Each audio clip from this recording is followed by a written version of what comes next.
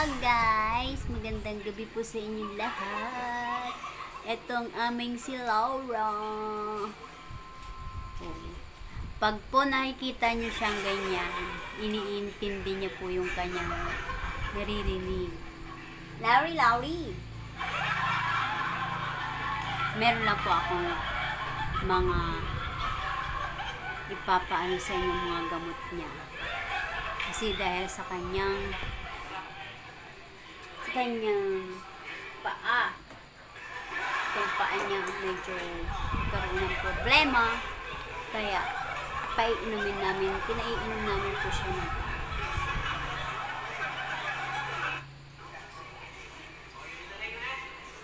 yan. At saka may bago na naman siyang magiging vitamins. Ito po, bibili na naman ng dada niya ng bago ng vitamins.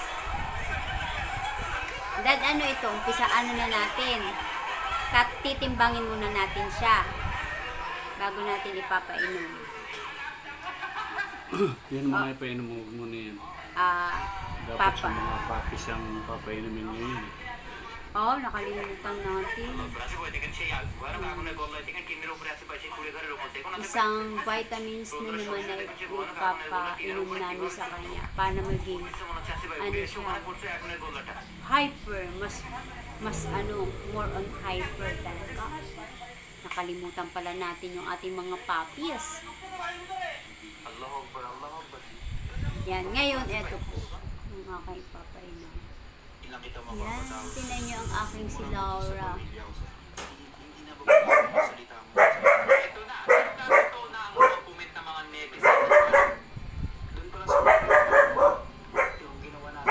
Gagamitin natin yung syringe.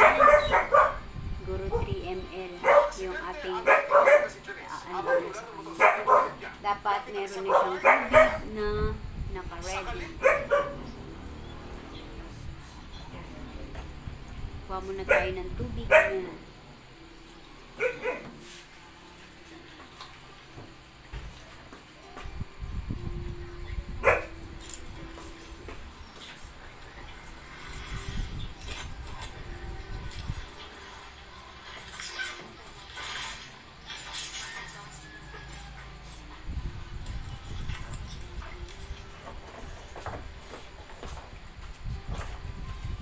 Wait lang, bait.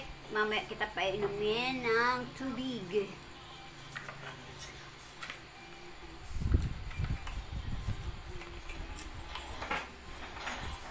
Ito yung ng kanyang bet. Reseta ng bet niya. Almost 1 week na siya ay ginagamot. So, ayan. 3 ml lang. Tinan nyo po kung paano siya uminom. Very smart ang aming Chilaura. Hindi ka na po mahihirapan.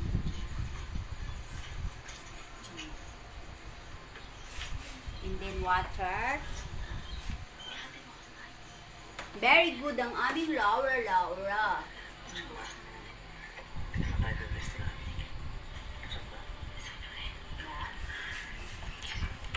Bait yan eh. Bait ng aming Laura eh. Daan-daan lang natin ipipress sa kanyang dila. Yan, okay na.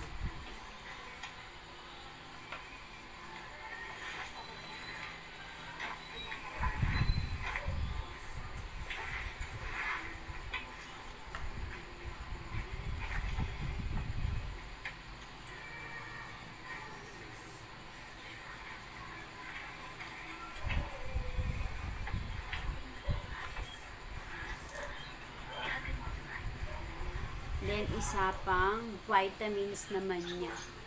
Hindi ko na ipapakita kung anong pangalan ng vitamins niya. Kasi, ito ay, lang namin. Ito, ang aming ipapakita na magiging bago niyang vitamins.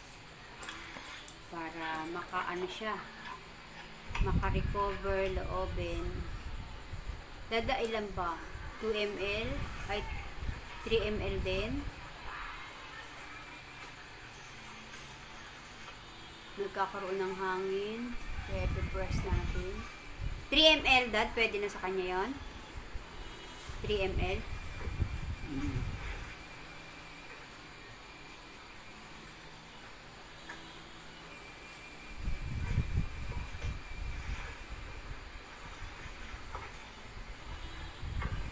Kunti pa.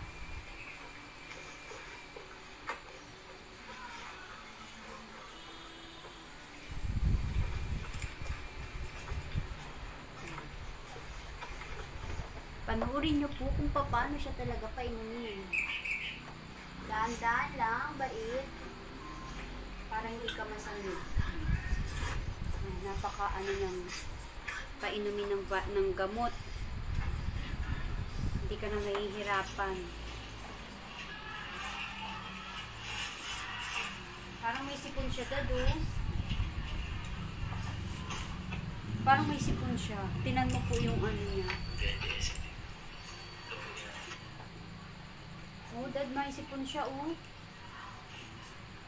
Ano ba yung para sa ubo natin dyan? Ay, sa sipon.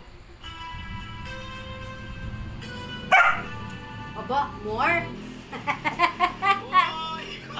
Adami naman yun. Tama, konti lang, bait, konti lang. Mabait yun sila ulan namin. O, tinan mo, nangangalabit pa. Nangangalabit pa siya, oh. Yan po yung ano niya. Yung may fractured yung kanyang isang kanan kamay. More? More? More?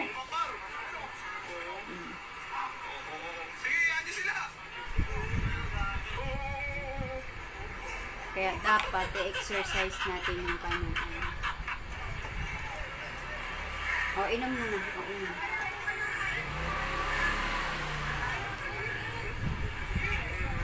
Hindi po siya mahirap talagang painumin ng gamot at saka ganun pala ang mga Belgian, maano sa tubig. O, ano?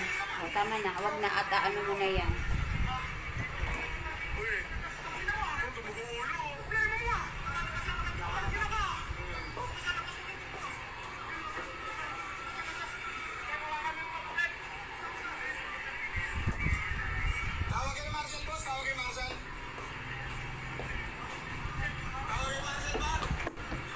Eh.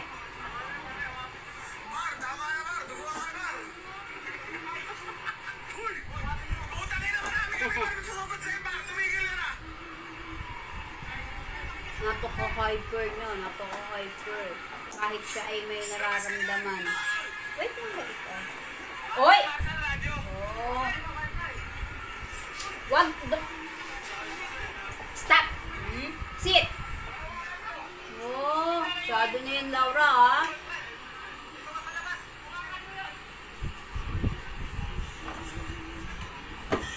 No. Shake hand. Well, shake hand tayo. Sa kabila, shake hand. Shake hand, sa kabila, shake hand. Eh! Shake hand. Ito lang ang pwedeng shake hand. Yung sa kabila, hindi pwede.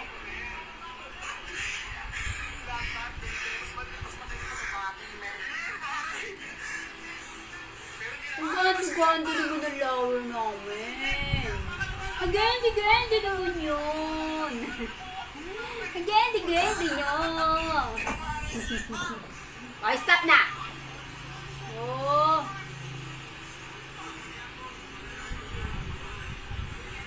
Gumanda na siya. Gumanda na yung kanyang eyelashes. Oh, yung kanyang wala. Dati meron siyang eyebrow. What? Oh, masyado yan, oh. Oo, wag yan. Laura?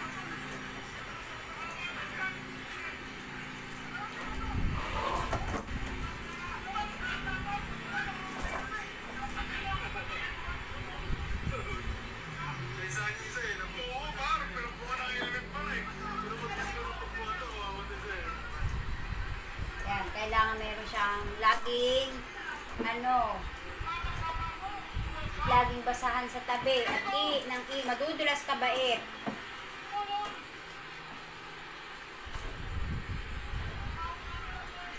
Madudulas. Oy! Tama na! Laura, pilit mo yan. Laura.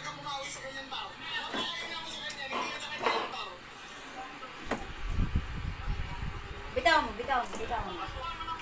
Mainit mo yan. Bitaw! Mainit mo na yan.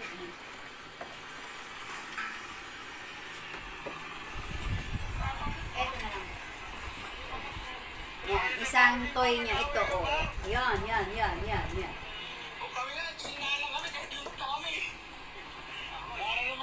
Kailangan meron din po siyang mga kailangan meron din silang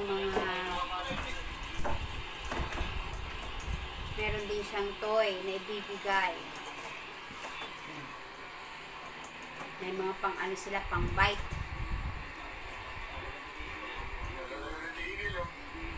Mahilig kasi siyang mga gat. Kaya kailangan meron siyang ibibigay mong toy na paglalaruan niya. Or basahan. Yan na, nagka-hyper na naman siya. Meron ako bait.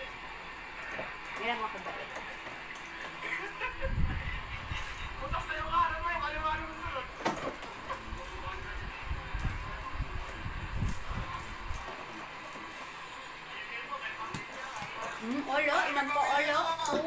Oh.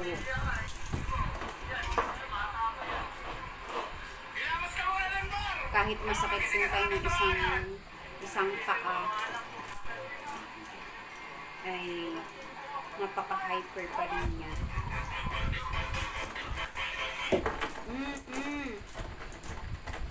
Tama na, Laura.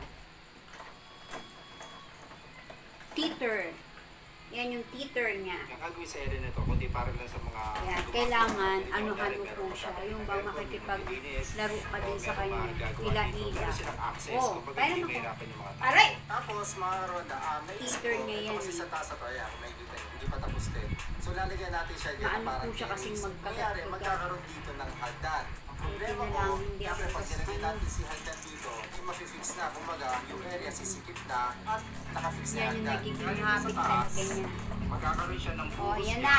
para magkaroon Tapos na ng kasi siyang terrace. kumain. So, yung terrace yan, yung pinakabutas na yan. Then, ang naisip ko, kung maghahagdan tayo dito, pababa, unang-una. Yan, hyper.